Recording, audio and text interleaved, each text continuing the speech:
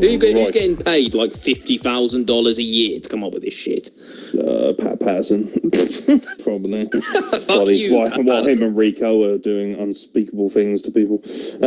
Yeah, opening the show, Eddie Guerrero versus Luther Reigns with Mark Jindrak. Eddie Guerrero, preeminently regarded as one of the all-time great wrestlers, against somebody who is not good. This is a strange opener. Eddie Guerrero's hot as hell at this time. Crowd are really hot and into this match. Luther Reigns is shockingly bad. Like, he is not good at all. Ultimately, this match boils down to how well can Eddie Guerrero entertain you, which is quite well. The reason I don't hate this match is not necessarily because it's a fantastic match, but because Eddie Guerrero works his bollocks off in this match, provides a great deal of entertainment, and ultimately his ability to lift a baton off of a police officer popped me no end. So yeah, it wasn't horrible by any means, but what a complete waste of one of the greatest all-time generational talents in wrestling history. Putting him up against Eddie Guerrero is a joke.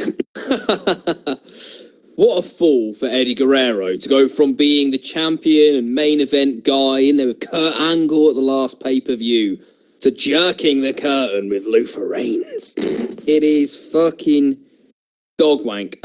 Still more over than Roman. Yeah, that's probably true. Eddie does work his ass off. Eddie works exceptionally hard and proves once again why he is one of the all-time best ever. As you say, just simple stuff like nick the baton off a cop is just pops the crowd massively, and he's great. The way he works with the referee and puts in his boot and then falls down. It's just all good stuff. Classic Eddie Guerrero. I was furious with the commentary from the off because they were determined to make Luther Reigns sound like the biggest hitman the world has ever seen. He's got a 6-inch scar because he was cut from ear to ear. How big is his face? To go from ear to ear is 6 inches. Like, he's got a fucking weirdly small head. He's been stabbed 9 times. He's been shot 412 times. He's been blown up 66 times. He was in 9/11 but survived. It's just like they're just building him up to be this fucking cyber machine Terminator, and it's fucking ridiculous, especially considering he fucking loses anyway. Just a complete and utter waste of like a quarter of an hour of my life, to be quite honest with you. But Eddie Guerrero is the one saving grace of this match. Luther Reigns, quite simply, can't work. He can't wrestle. It is that simple, and he's just this lumbering oaf in the ring who's got a great body and is a big guy, and so he looks impressive, but he can't do anything that remotely resembles being impressive, and he's very, very green. Just, yeah, it's not fair on Eddie at all. Yeah, Vince, why do you like Luther Reigns so much? Just look at the size of him. That is literally it. Look at those he's got delts.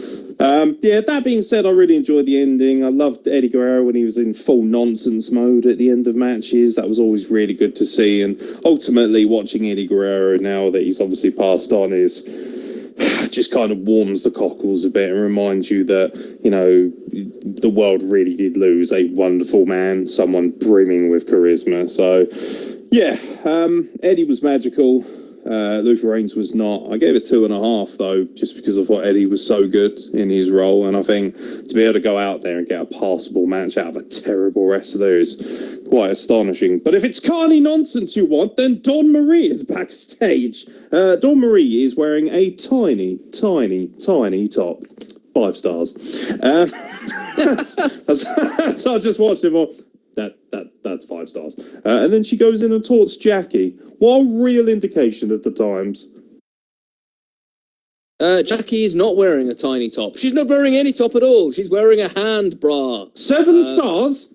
Fortunately, Vince makes sure that they are indeed her own hands and isn't just his lecherous palms all over her nips.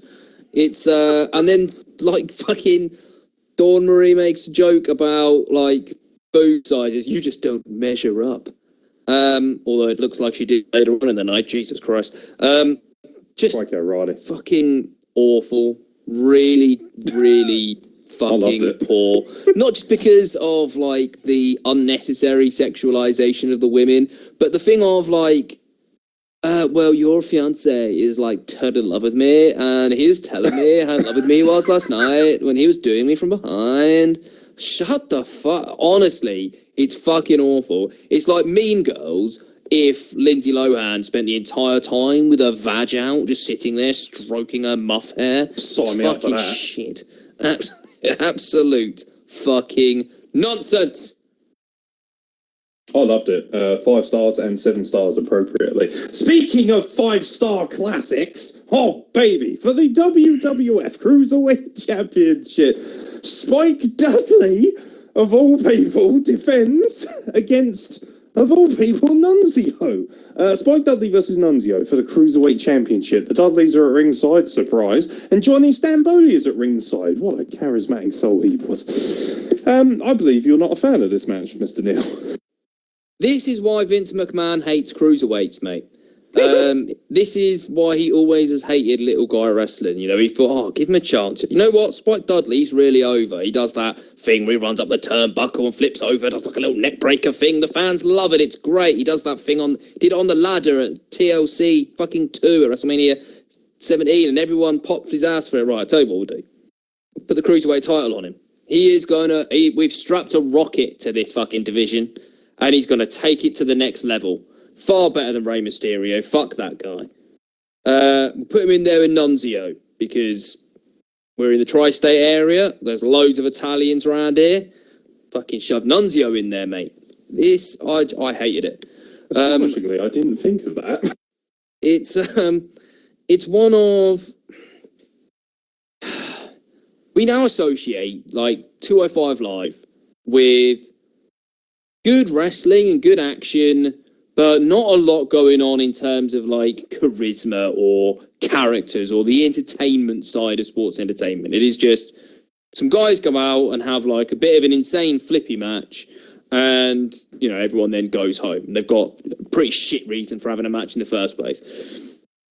This is kind of the other way. I thought the wrestling was okay, but it's not what I would expect from a cruiserweight division. And not what we've seen from the cruiserweight division so far either, with the way it's been presented in 2004, which has actually been pretty strong. It's always been given a good position on the card. This is now like they've got bored of it and they'll make it a little bit of a joke.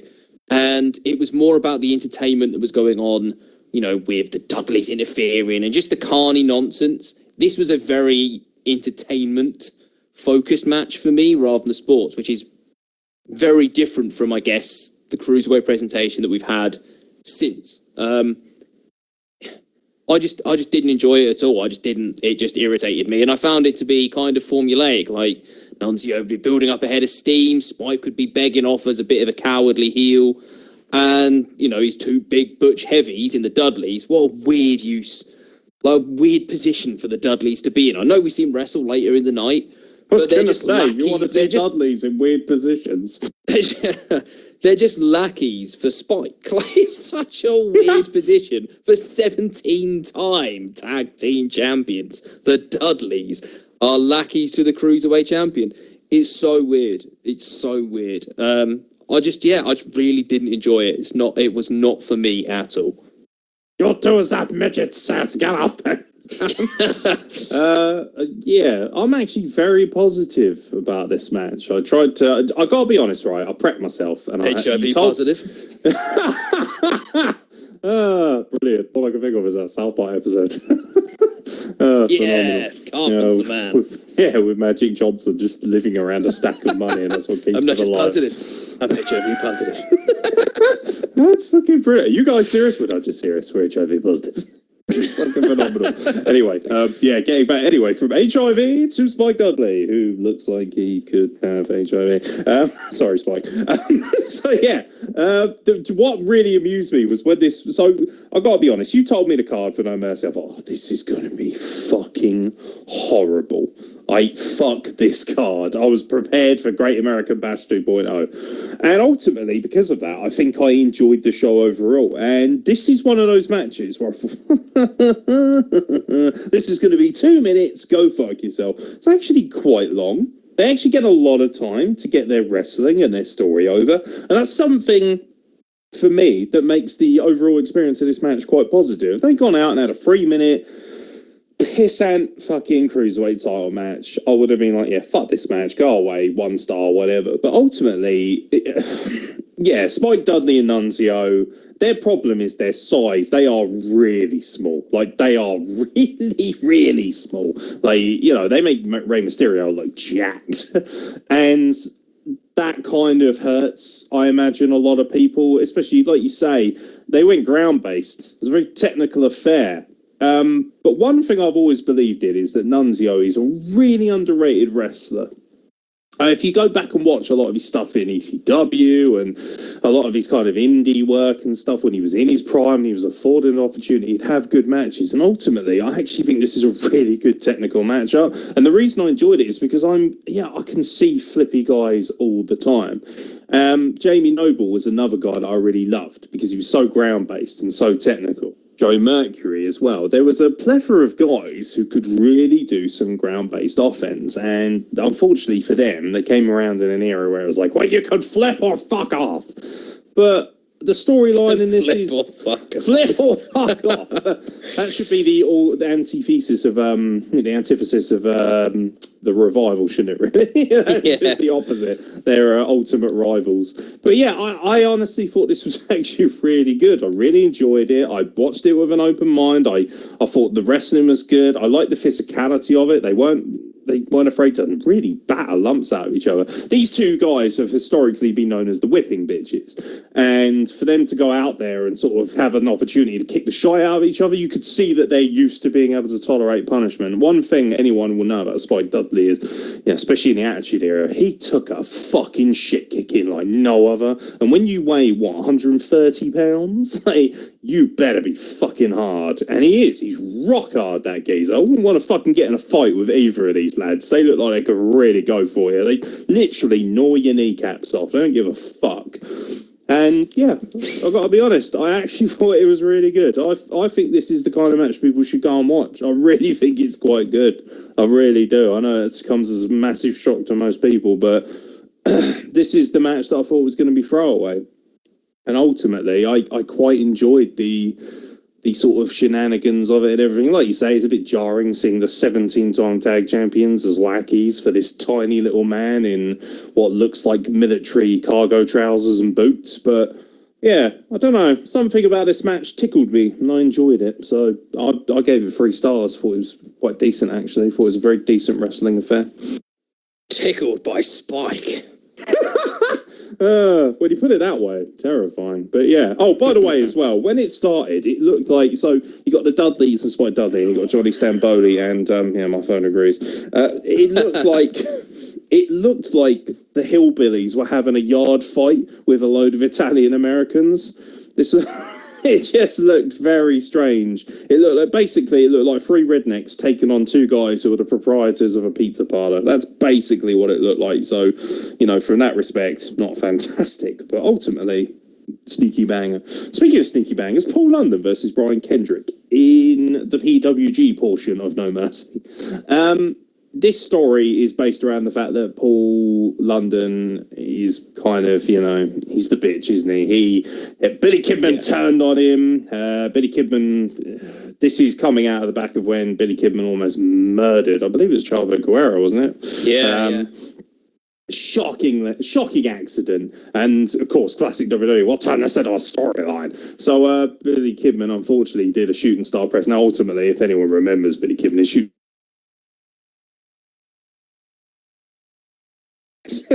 and his knee went straight into the side of Chavo Guerrero. It's pretty horrific. Check it out on YouTube. It's it's generally quite jarring.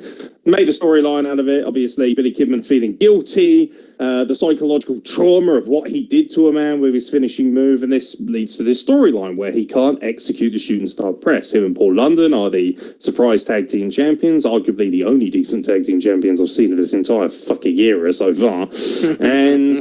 And because of Billy Kidman's inability to execute the shooting star press, they ultimately lose their tag team championships to a highly credible pairing of Kenzo Suzuki and Rene Dupree. Wah wah. So thank you very much. Who's in charge of that? I'll kill you. Paul Heyman, go fuck yourself. Not nearly as good a fucker as everyone thinks he is. So yeah, this leads to this matchup. Obviously, Billy Kidman kind of costs them the tag team championships. He then turns on Paul London, and do you know what? Really fucking good. Definitely the standout match that we thought it would be, and the match of the night for me. Thought it was excellent. Thought the quality of wrestling was phenomenal. I have forgotten countless times how good Paul London is as a wrestler and an athlete. His inside-out springboard moonsault is insane. Even to this day, I'm amazed nobody else has nicked that. That is phenomenal. Maybe nobody else can fucking do it. That's why. But it's a real top quality match, and also it's a real indicator of just how underrated guys like Billy Kidman were and how important they were to the WCW Cruiserweight division. Paul London and Billy Kidman are given enough time to go out there and tell a good story with great wrestling. And this is actually a fine example of what happens when you allow guys who historically don't have much character to express themselves. It's phenomenal. It really is an absolute tour de force, this match. I was really impressed. Yeah, I thought it was great. I thought this was comfortably match of the night, to be honest. And it wasn't even particularly Did you close. not even watch the United States Championship match? What's wrong with you? You shut your mouth. It was... I really enjoyed the story that was told. I thought Billy Kidman actually did a surprisingly good job of... Because he's always been known as someone who was a really innovative wrestler. Really good and underrated kind of, cruiserweight style, high-flying style guy. And he's been a big inspiration to a lot of, younger wrestlers in that style who have come since. But he was never exactly, the epitome of charisma, was he? He was always a bit of a vacuum of charisma, if we're being honest.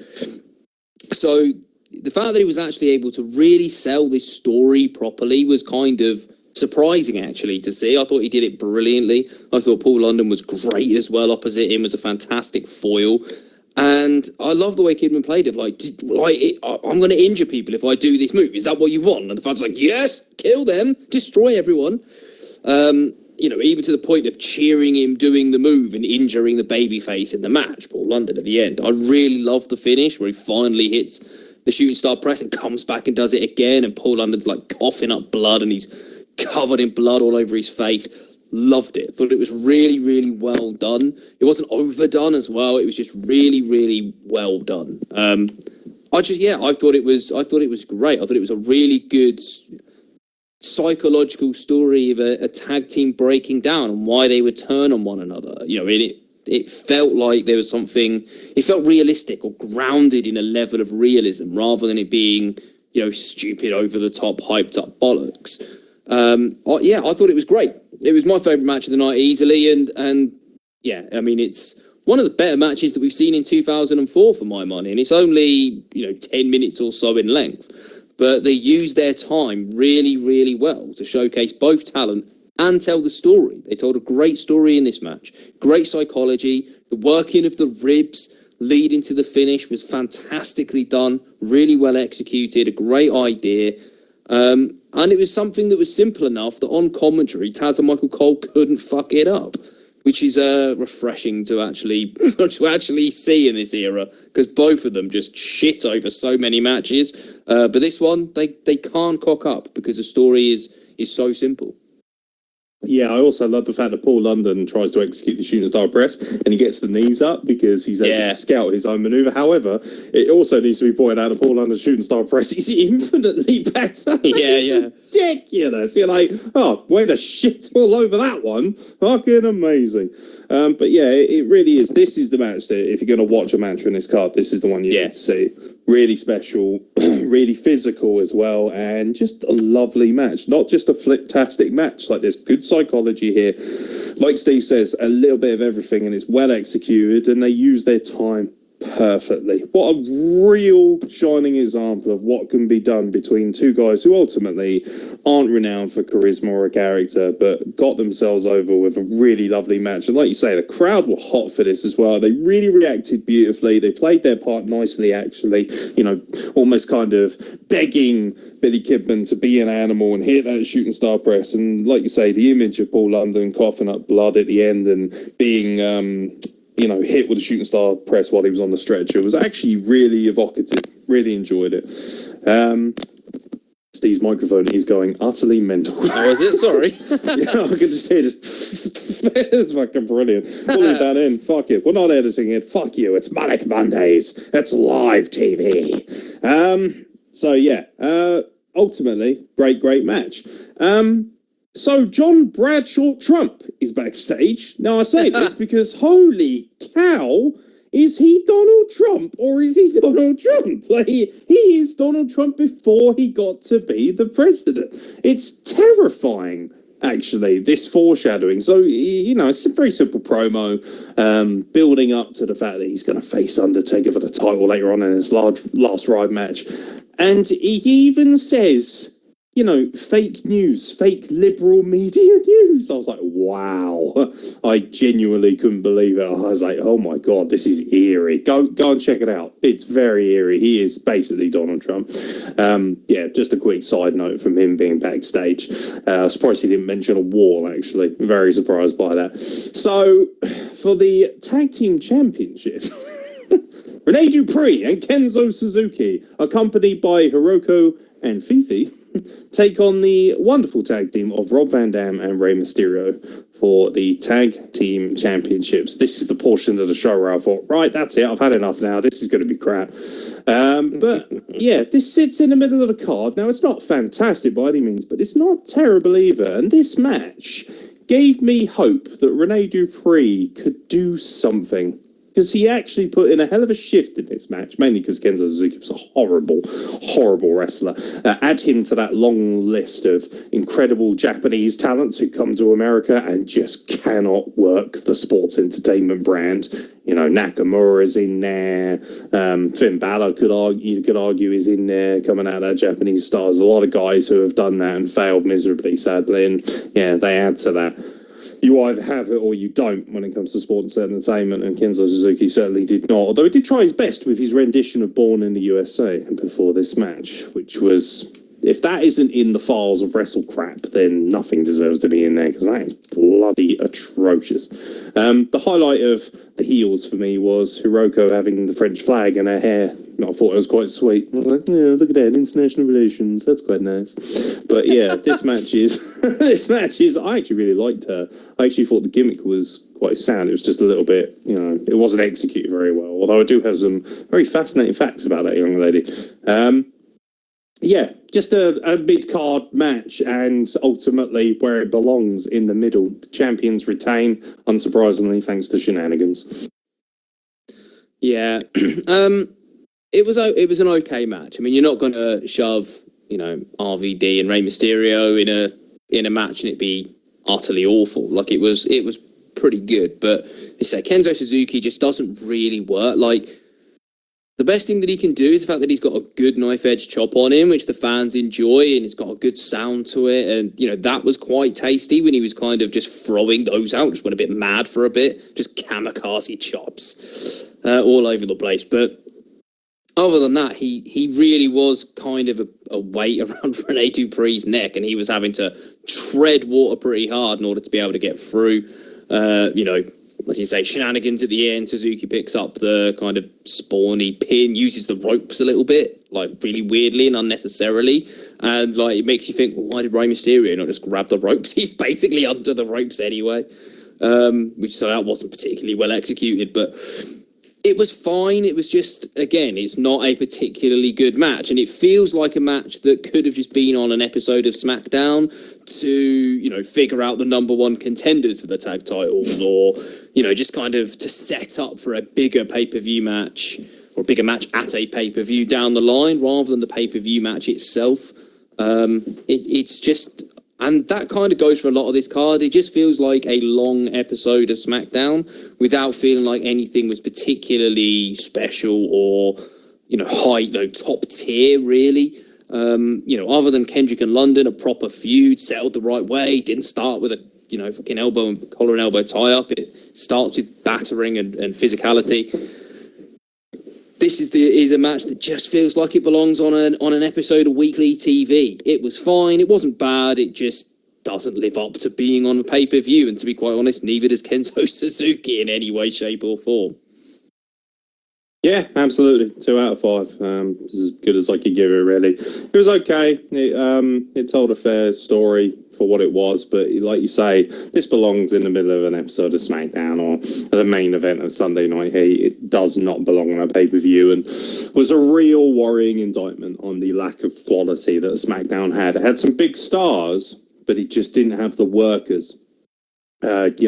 You look at Raw and their mid-card, they got Christian, they got Chris Jericho, they got Edge, they got Batista, Ric Flair, even Eugene can work, Shelton Benjamin, guys like that.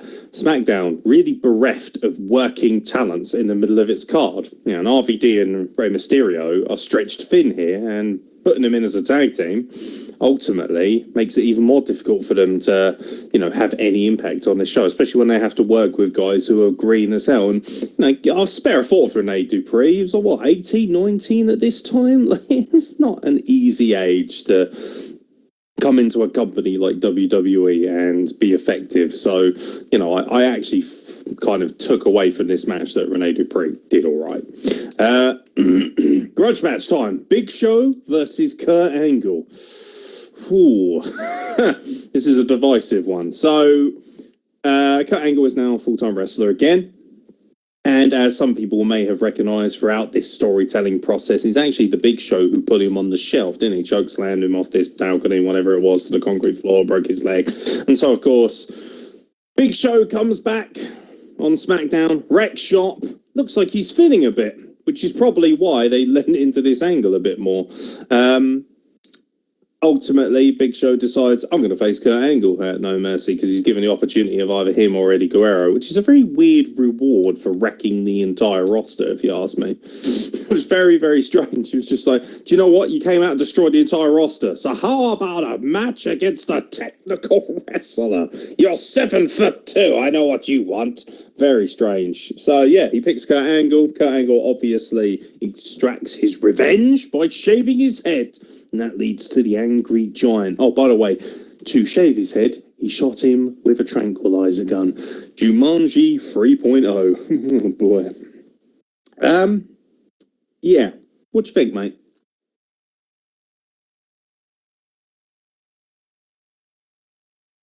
Steve Silence tells absolute gold.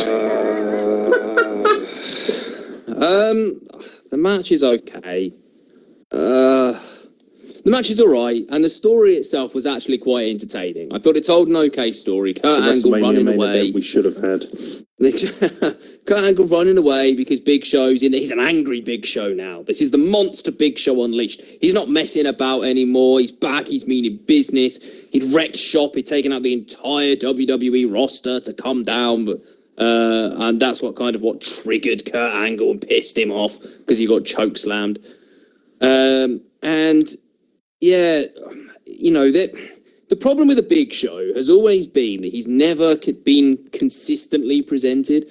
So he goes from being this monster wrecks shop and is completely unstoppable to lovable comedy guy who's just really funny and entertaining and, oh, what a nice guy. But, he's a lovable loser, really. And then, oh no, he's actually a monster again. And it's just never really worked. And it's exactly what they're doing with Braun Strowman on the current product. It's definitely kind of gone down the Big Show route. And look, Big Show's had a phenomenal career. Strowman's he's always on TV and on pay-per-views and, he's going to have a good career. But ultimately, neither of them are going to fulfill their potential of, you're very athletic for your size. You are huge. You are physically imposing and dominating, but, we can just see you just get done by carny shit. But they'd kind of looked to give Big Show a push earlier in the year that we talked about it. He'd kind of come out and looked quite strong at times, had strong showings in multi-man matches, had a good showing in the Rumble, and, you know, picked up a couple of wins. You think, okay, maybe they're actually kind of going to go with Show here. They're showing a more aggressive streak. I'm guessing he got injured, was out for quite a while, and has come back in, and then they did this head shaving angle thing, which was, you know, never really does anything particularly great, but is fine. The tranquilizer gun was fun. He went and tried to bring it out in the pay-per-view match, and it was just like a stupid toy that obviously was already in 2 bits, and Big Show was like making out as if he'd snapped it. It was so stupid and shit. It was so carny. It was ridiculous. You never see tranquilizer guns, by the way, used in like any other form of live entertainment. I'd love to see it used in a football game. Like, it's not a fucking sending off offence to trank your opponent, is it? That's not in the rules of the Football Association. Fuck you. It'd be great. Fucking NFL players just getting shot between the shoulder pads with a fucking trank gun. Fuck you, Brady. You can't throw when he's asleep. It's just fucking, ridiculous. But Show wins, which is probably the right decision, but it's just a really weird, you know, Kurt Angle's just come back from injury. He's just beaten Eddie Guerrero on the last pay-per-view. Big Show's just come back from injury as well. Why put them together when they're kind of both probably in need of a win to sort of start pushing on towards the main event picture where you would expect them to be and let them collide at that point? Rather than for Kurt Angle, you know, he loses his second pay-per-view match back from injury. And so it's kind of Big Show set up with the momentum. But obviously Big Show's never really going to get to the very, very top of the card until he is on the poster for Armageddon. It was an okay match. You know, Teddy Long getting involved. The crowd loves a bit of Teddy Long. He's all over this show. But yeah, it was fine, no more than fine. I like the Big Show, but every time he tries to be a monster, you just think, you're not though, are you? Hey, you big oaf. You silly, look at you. Oh, you big look at your chin. Sasquatch. Give him tickle him under the chin. Oh, who's a big giant, eh? Who's a big giant? Do you remember that film was like At Home with the Hendersons, where the Big Show comes, Bigfoot comes and stays with fucking John Lithgow and his family. It's just like, that is basically the Big Show, is just like fucking Harry Henderson. He could murder you, but he's just so lovable. He's just so cute. Fucking Chewbacca cunt. But it's fine. Yeah, I was quite positive about this match as well. Like, ultimately, whenever I see Big Show, like, I like Big Show the person. I think he's really phenomenally underrated as an entertainer and a talker. He's actually very funny. For anyone who's seen like some of his acting turns, and he's actually got a real good sense of comedic timing, Big Show. That doesn't lend itself well, however, in a sport where you're supposed to be this leviathan, this monstrous entity. Ultimately, this is one of the best matches I've ever seen Big Show in. And a lot of that is down to the way Kurt Angle sells the moment. His facial expressions are phenomenal at times. His genuine, not fear, but this kind of trepidation over how he's going to approach this mammoth task of taking down the Big Show at the beginning of the match is really good. Angle, by the way, in whopper condition at this point. Jesus Christ! Like, someone has been in a gym. That's all natural. Don't you investigate anything. Don't test his piss. Wellness.com. There is like I don't know. There was just something about this match which made me think this is all right. This is quite fun. I love the storytelling portions, but the wrestling is what it is. It's never going to be fantastic, but come on, this Big Show. Kurt Angle can only do so much with this, but I really, really like the story. I think Big Show came out of it looking really good. I love the fact that Angle took this battering for like 10, 15 minutes and then ultimately picks his spot and gets his vicious ankle lock in. Like, this predatory nature of how he wrestles, phenomenally told that story. Really enjoyed that as well. But yeah, like you say, do you know what this match was really good at? Hiding its flaws. And that's one thing I really enjoyed about it, was the fact that it knew it had obvious flaws and it got away from them quite well. And like I say, a lot of that is ultimately down to the work rate of Kurt Angle. But yeah, I must admit, positive again. Thought the storytelling portion of this match was excellent. Didn't like the tranquilizing on, obviously. But old big bollocks Teddy Long is all over this pay-per-view, by the way, just coming out every 5 minutes. I'll fire you as well. Holla, holla. Like, stop threatening to fire half your roster. Like, this roster is thin on the ground as it is, mate. You might want to bolster it. Never mind trying to get rid of it. Oh yeah, I'll fire my best technical wrestler and my fucking most enticing cruiserweight in Billy Kidman. Yeah, that'll really go down well on this product. What? Get rid of the Olympic gold medalist and your best cruiserweight. Come on, man. Yeah, no, thought it was quite good. Thought it was relatively entertaining. Gave it 3 out of 5. Thought from a storytelling perspective, excellent. I've got to be honest, this might be the best Big Show match I've ever seen. I really believe that. I really think it is. Some of his best work. Really enjoyed the storytelling nature of it, and I thought Kurt Angle trying to tell the story of the underdog mammoth 7-foot giant is fucking hard. Not many people can do that. Kurt Angle and Big Show go out there and almost make it believable. That's as close as you're probably going to get to it, because there is no scenario where a man his size should be the face or the underdog in any kind of rivalry, and yet they somehow managed to deliver on that, and I appreciated that. I'll tell you what I don't appreciate. What do you not appreciate? No. What do you not appreciate? I want to know that. John Cena. What? I am so sick and tired of it. Sorry, you add on, and then I'm going to go all in on the next match. No, I'm not going to add on to Angle and Big Show. I was just basically going to just agree with you and say commentary did a fucking shit job. Yeah, they did.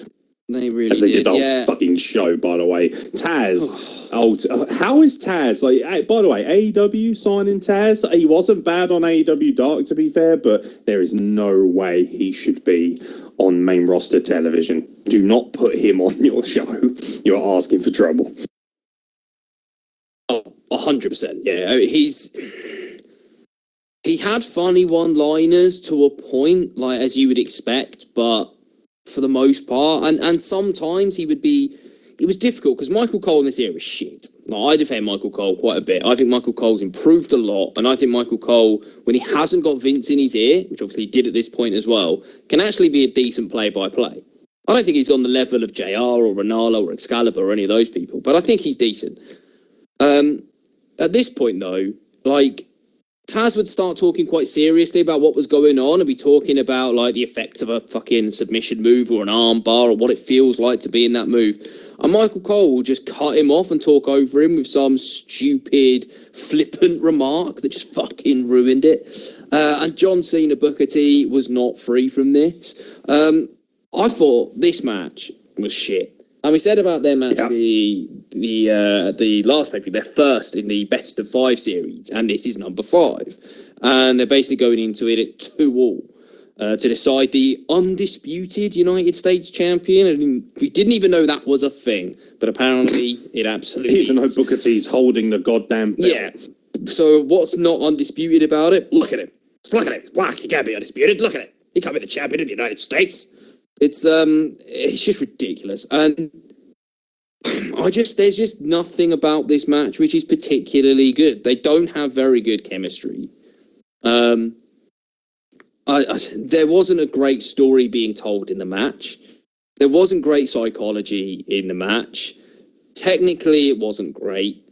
It was just not very good. And it's two legends, bona fide Hall of Famers, blah blah blah. But when you look at it, and I know sometimes it doesn't quite work, 2 talents get in there and just something's off, you think it should be good and it's not. This was just really poor, and we saw them have matches later on in Cena's career when he was kind of, more of big match Johnny and less of the Doctor of Thugonomics, which were passable and had a bit of, there was something there. But this was just devoid of anything, and considering they'd had 4 matches building up to this, that's quite weird anyway. Like, it was just shit. And the storyline leading in was like, basically Cena was stripped by Kurt Angle of the title, which Booker T then won in a triple threat where the vacant title was on the line, but didn't pin Cena.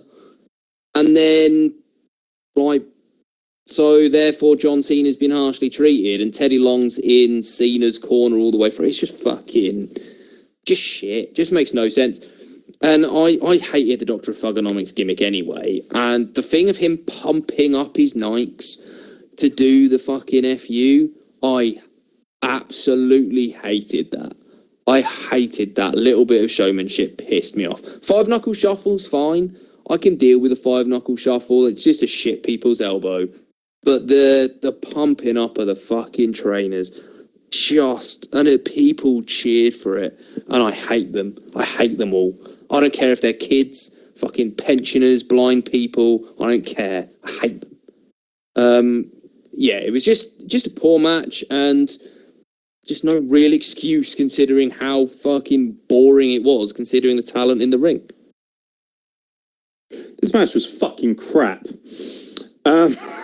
I hated this match, and I am Booker T's biggest fan. I love Booker T. I love Booker T the man. I love Booker T the wrestler. Hell, I love G.I. Bro. This is fucking garbage. And do you know why it's garbage? Because John Cena cannot fucking work for shit. I'm so sick and tired of people telling me how amazing a wrestler he is. Fuck off. I'm sorry, but he's not. Especially not in this era. He improves no end, no question. But ultimately, and I've said this to you countless times, he never has a good match unless he's with a world-class wrestler. He doesn't. When was the last time you can remember John Cena taking somebody who wasn't a top-quality worker and having a world-class match? I do not remember it. People were like, oh, remember when he was US champion and he had great matches with Cody and Neville? Yeah, there's a reason for that, because those guys are fucking amazing at what they do, and and Sami Zayn as well. These are all guys who are well-travelled, well-worked, hard-working guys, ultimately great stars in their own right. Like, John Cena is so horrendously overrated, it's actually uncomfortable. Good for him. He made a massive career for himself, and he's now seems to be taken off as a movie star and everything like that. Fair play to him, he's earned a lot of that, and I can respect that. But ultimately, he is a hot garbage wrestler. And if you can't have a half-decent match with Booker T, I severely question your abilities as a wrestler. I really do. He is so shit at bumping. Like, he can't bump on his shoulders. He bumps on the base of his spine. I'm amazed he can still fucking walk. His bumping's terrible. He's clunky. He's sluggish. You can see, and also, do you know what? Booker T, I love him, but Booker T is not immune here. You can definitely tell that when Booker T doesn't have good chemistry, or he's, in a situation where he's probably going to end up looking a bit shit or losing, his work rate drops off. I absolutely believe that, and it certainly was the case here, that he looked completely unmotivated by the idea of wrestling John Cena in this matchup. He just thought, well, I'm going to go out there, I'm going to lose. And ultimately, this match is so underwhelming and so anticlimactic. Just like the first match, kind of out of nowhere, just hits him with the FU and beats him. After he's obviously done the Super Cena trick of kicking out of every single fucking maneuver.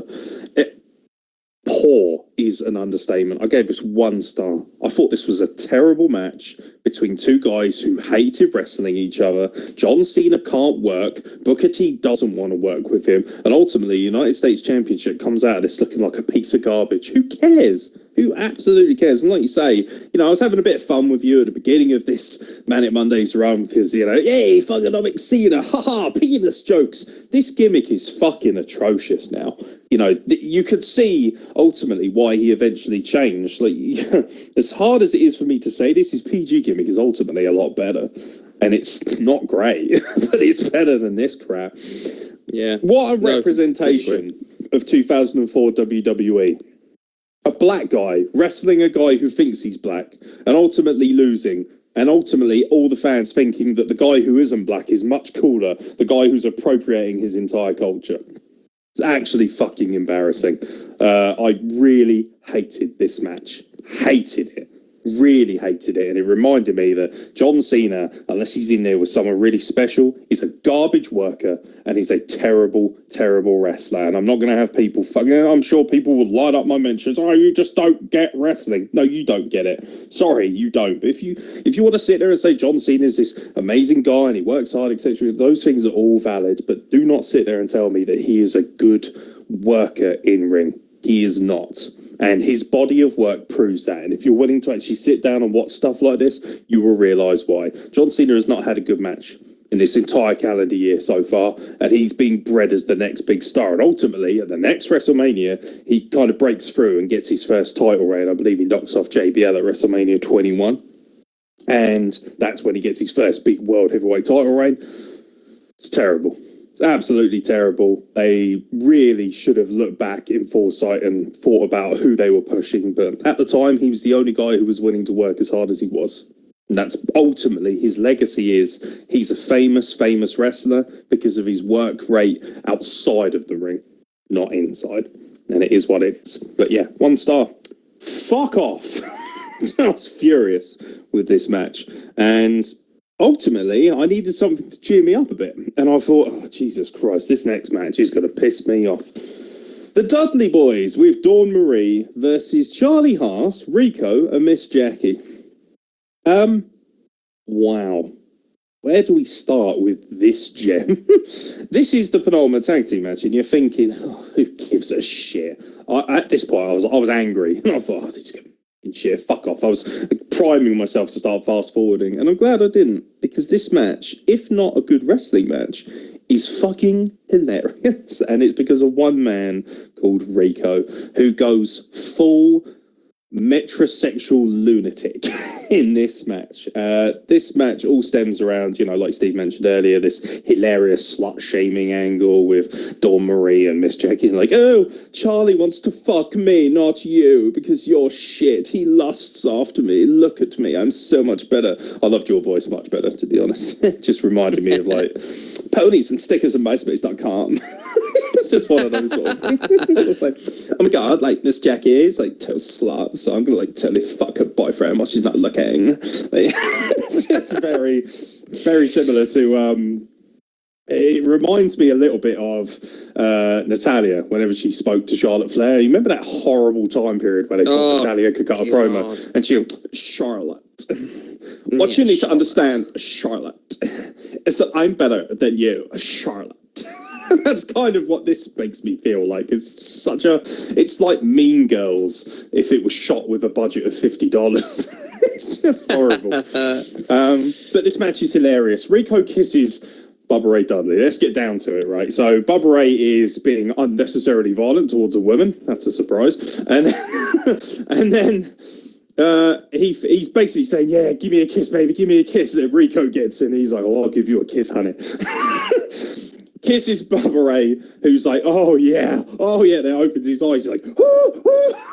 It's so funny. He just freaks. The concept. Another man touched me. Unacceptable. He freaks out.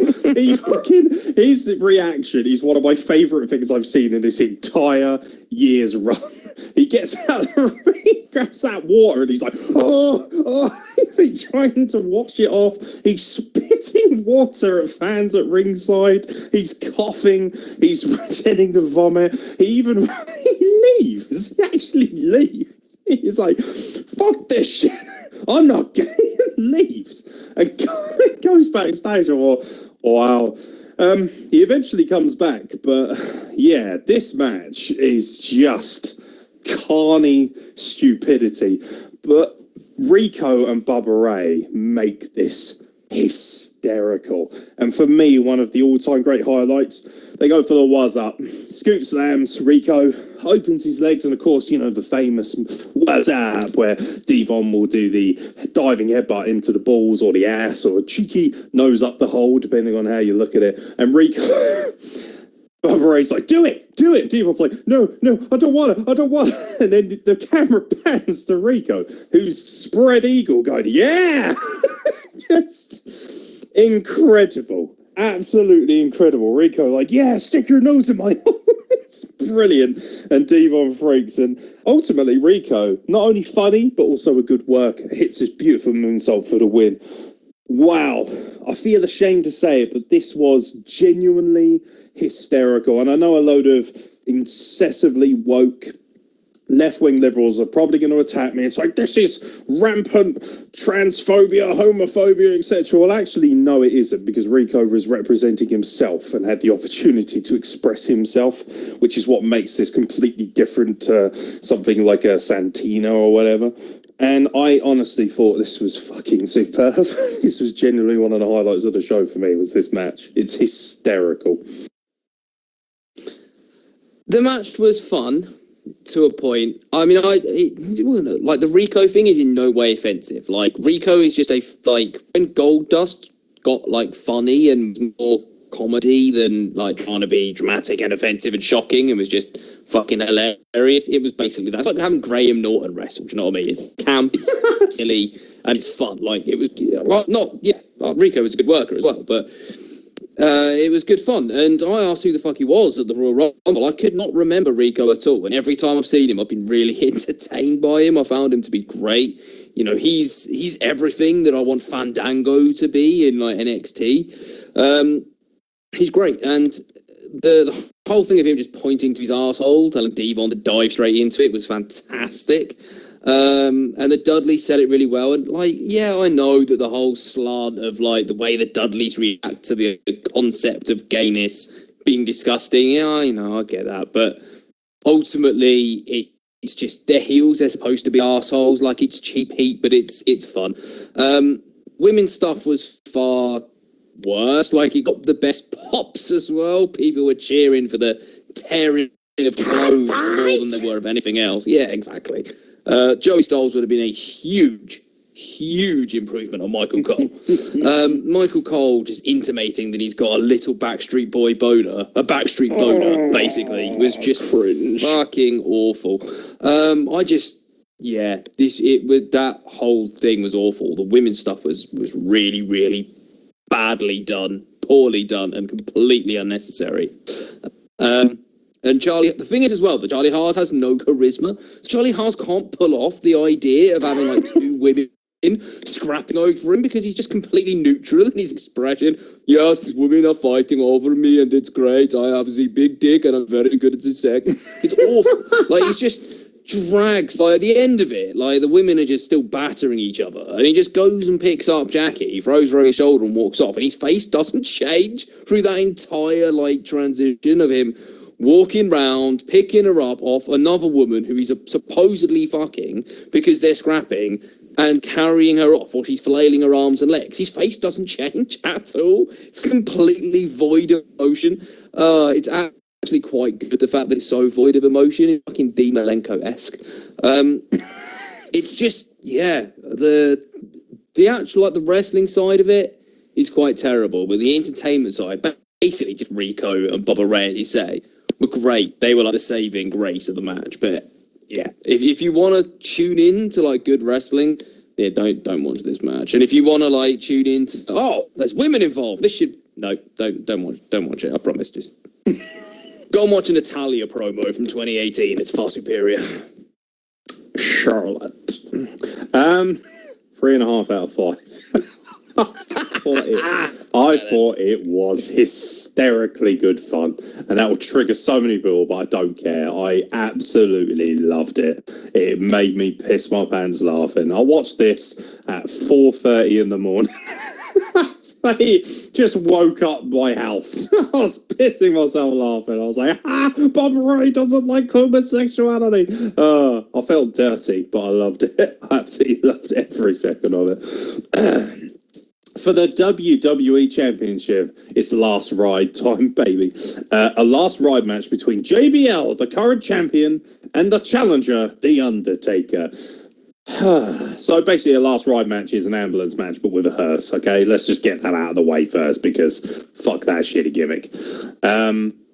It is what it is. This is what you'd expect it to be.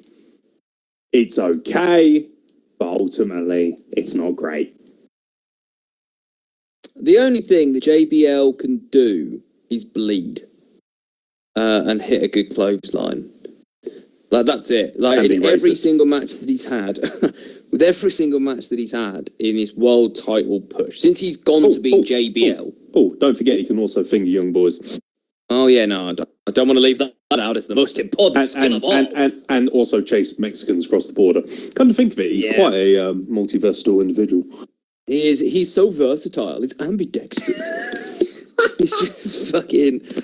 In every single match that he's had, since going from, Bradshaw, because he was still, kind of floating around the APA at the beginning of the year to the JBL character, the only thing he's done is profusely bleed. Like, that's it. And so, you know, people always, with this wrestler from the Attitude Era or the Ruthless Aggression era, make it in the PG era, like, would they have the skills to, move across? Like, John Cena made that transition better than anyone. That's why he got to the top of the business. The Undertaker, he went pre-Attitude Era, so it was pretty comfortable and easy for him. JBL is a definitive no, because all he can do is bleed and be racist. Like, there is nothing else going on there. Like, he's stiff. He's a stiff worker in the ring. Great. Like, doesn't really make for brilliantly entertaining viewing necessarily, but people walk away in pain. Like, what was the point? Nobody wins. Rather it, looks a bit shit and it doesn't hurt than it doesn't look great and it does. Like, it just seems completely pointless. It's okay. It is what it is. It's JBL versus The Undertaker with kind of the no DQ style. So, you get the more hardcore elements, if you like. It's not exactly going to be a technical classic.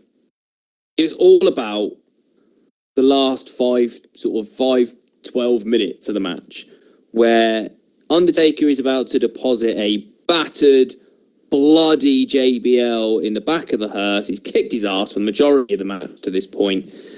And out from the hearse bursts Heidenreich. And Heidenreich chloroforms the Undertaker into the hearse and shuts the door, and the hearse starts to drive away. But the hearse stops because the little camera inside the hearse sees the Undertaker sitting up. Chloroform doesn't work on the Undertaker. And he comes out of the back of the hearse, and he comes out swinging. Ultimately, the numbers game does it. JBL and Heidenreich beat the Undertaker down, shove him in the hearse, and the hearse drives off. And that's it. We're done. Sorted. No. Because Heidenreich is now blocking the exit. Don't know how the fuck he got there. Like, what speed he was fucking moving. But Heidenreich is now blocking the path of the hearse out of the arena to presumably the funeral home. Which, by fucking all, the history of The Undertaker is just his fucking house anyway. So they're just dropping him off at his house. And he rams with his large 4x4 vehicle into the hearse head on. And then gets out with some fucking shocking looking fake blood around his ears and nose. Like he's had a fucking aneurysm. His fucking brain has exploded and leaked through his fucking orifices. And it pans to dark on on the hearse being smashed up. And Paul Heyman is there as well. Paul Heyman's just hiding behind a corner, jacking off. And then just sneaks in. Heidenreich, we have to leave. Like fucking Gollum, like a fat Gollum. We have to leave, Heidenreich. Fucking jerking it in the corner. It's fucking ridiculous. It's hilarious. And it's one of those where it's so bad that it's good. It's so terrible that it's entertaining. Which, it's fucking mental. The actual wrestling match itself isn't great. But the finish is, because it's so stupid and carny and Paul Heyman, that it ends up being entertaining. It just fucking Heidenreich trying to date rape the Undertaker while Paul Heyman masturbates next to a set of shelves in the back of an arena is just fucking ridiculous. Yeah, the end of it, I must admit, this match was pretty meh until the last 5 minutes when it goes into utter super fucking mentalist mode. And then I kind of started popping a little bit. I've got to be honest, I really started enjoying it after a while. I was like, this is great carny fun. I just love Heidenreich for the great moment when him and Gene Snitsky would eventually meet backstage. It has to be seen to be believed, where Gene Snitsky goes, I like your poetry. Heidenreich just turns around and goes, I like what you do with babies.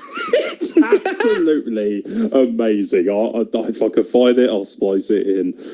But yeah, don't quote me on it. It's hysterically good fun. The idea of him chloroforming this great legend. This is the Undertaker, mate. This isn't like Charlie Arse. He's chloroforming the Undertaker, stuffs him in the back of a hearse, then runs into the hearse with a 4x4, which looks like basically every 4x4 you've ever seen at a border crossing.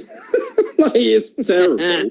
And then there's these carny explosions as well. Like, I don't know if you've ever seen a car get jackknifed. That is not what happened. It's like in the 80s, expecting fucking Mr. T to roll out. I am really expecting Heidenreich, but I'll put in full. Who drives into my car? Just Vince blacking him up in the corner. Yeah, black him up. Great. It's just like, you're the new B.A. Baracus. Now get out there. We're having no Booker T in the main event. Cover him in gold and make him homophobic. It's just the idea of him sticking his head out of like that 4x4 going, get some nuts. It'd be fucking amazing. Like, it's so, like you say, it's so shit. It's actually amazing. Like, just Paul Heyman going, hurry up, come on, my precious, like freaking out, trying to get, the brilliant thing is he's like, go, screaming at Heidenreich to run into it, and Heidenreich is clueless. He's just standing there going, I've got myself a car. Just so random. The whole thing is, what an ending to a pay-per-view. I thought the Concrete Crypt stuff was great fun, but this is another level of special. Heidenreich is the next man. Even JBL cutting a promo, never bet against JBL. Just, wow. I cannot wait for Armageddon based on this fucking nonsense, mate. Absolutely hysterical. Ultimately, that main event really summed up this pay-per-view for me. I should have enjoyed it, but it was so stupid in places. It was great fun. And actually, there's 2 or 3 matches where you think, oh, not bad. Quite bearable, you know? I enjoyed the story of Big Show and Kurt Angle, even if the match wasn't necessarily as good as you want it to be. And I absolutely loved Billy Kidman versus Paul London. Not to mention, I thought the Cruiserweight title match was a sneaky banger. So, do you know what? I thought this was going to be a horrendous experience, but it went by pretty quick. It's only 2 hours 40, and therein lies the key to bullshit. If you're going to give people crap, at least put in a bit of work, or at least, you know, make it fairly believable or make it fairly fun. And that's what they did. I thought No Mercy was a bit of a surprise overall. I had very, very low expectations coming in, and for the most part, very low expectations were met with. There were some matches, you know, as you say, the story to Kurt Angle and the Big Show was done pretty well. I really loved the Kidman London match. I thought that was fantastic. And the mixed tag match ended up being quite entertaining. Tag match in the middle of the card, it wasn't terrible, just no one cared. And the Heidenreich bullshit was fucking hilarious. But before you say, looking forward to Armageddon. Well, fuck you. Because first, we've got to go Taboo Tuesday. That's what we've got next. Basically, Taboo Tuesday is the precursor to Cyber Sunday. It's a Raw pay-per-view, which means plenty of Triple H. That's what this pay-per-view missed. We needed more Triple H on this show. Yeah. So we're going to do Taboo Tuesday next. But overall, I thought this was like fucking hell. If I'm going to be generous, a 2-star pay-per-view, to be honest. 2 of the best stars you could ever ask for in Spike Dudley and Nunzio. Absolutely. Nunzio absolutely sounds like hysterical. a sweaty cheese. Fucking hell. I might go to the fridge and see if I've got a spare slice of Nunzio. Yeah. Grab me a Jacobs and some Nunzio while you're in the kitchen, love. Fucking. Nunzio is like the Netto alternative to Lidl's cheddar. Fucking Nettos. Yes, amazing. Nettos, mate. Swedish value. Is that sweet? Is Netto Swedish? I always swear thought it was it's just Swedish. like a load of jippos just opened the shop and called it something. No, I swear it's Swedish, mate. They fucking love their knockoff beans. 9p you could get a tin of beans for in Netto's, mate. 9 of the Queen's English pence. Gee, I reckon you could finally get that Arthur Doom. Spare 6p for a cup of tea, Governor. You could probably get that in Netto for that price. 2 for 1, mate. 2 for 1. 6p, I could buy a whole fucking tub of Chinese tea. And by Chinese, I mean it was made out the back of a Chinese restaurant in fucking Tunbridge Wells. Whee! Can we just put a bunch of dead cat hair in this fucking polyester bag? Dunk it in your water, mate. Tastes delicious. Love me a Netto's. Fucking hell. Cat hair in a fucking glass of tepid water. Incredible. Yes. This podcast has reached Wrestling. new depths. Wrestling, ladies and gentlemen. So yeah, we'll see you next time for Taboo Tuesday. Steve Neal, thank you very much for joining me to discuss Nettos and a little bit of wrestling as well. Yes, mate, no problem. I'm always up for value supermarket banter. Fucking right, mate. That's going to be our next podcast. Fuck Taboo Tuesday. The real taboo is in the low, low prices of Aldo. And with that, ladies and gentlemen, fuck off and do something useful with your day. Enjoy the rest of your week, and we shall catch you very soon for more nonsense from Manic Mondays.